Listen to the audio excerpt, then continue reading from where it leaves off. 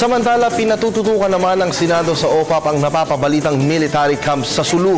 Kaugnay po nito, MILF Chief Peace Negotiator Mohager Iqbal, hindi pa makumpirma kung MILF nga ba ang nasa litrato na kasama ng Abu Sayyaf. Ang ulat, ihatid sa atin ang aming kasamang si Jade Miguel mula sa Senado Live.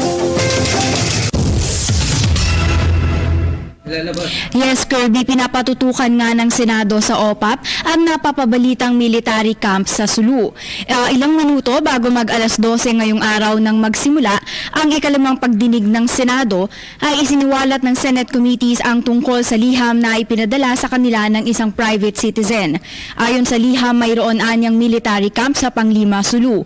Base sa larawan na ipinresenta sa pagdinig, makikita ang pagkakaroon ng high-powered firearms na hawak umano ng mga hinihinalang miyembro ng MILF.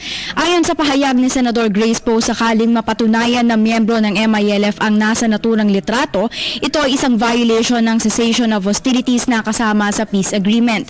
Nang hiningi ang komento ni MILF Chief Peace Negotiator Mohager Iqbal ukol sa litrato, sinabi nito na yun ang unang pagkakataon na nakita niya ang naturang larawan.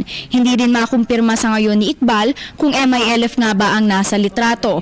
Samantala, nagkaroon na rin ng report ang OPAP ukol sa naturang issue, ngunit hindi pumayag sina Professor Miriam Ferrer na isa publiko ito dahil sensitibo ang impormasyon at may kasama ritong private armed group.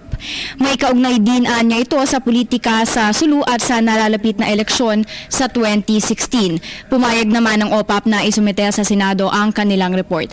At yan muna ang pinakahuling balita mula rito sa Senado kasama ang Unit 3. Ako po si Jade Miguel para sa Telebisyon ng Bayan.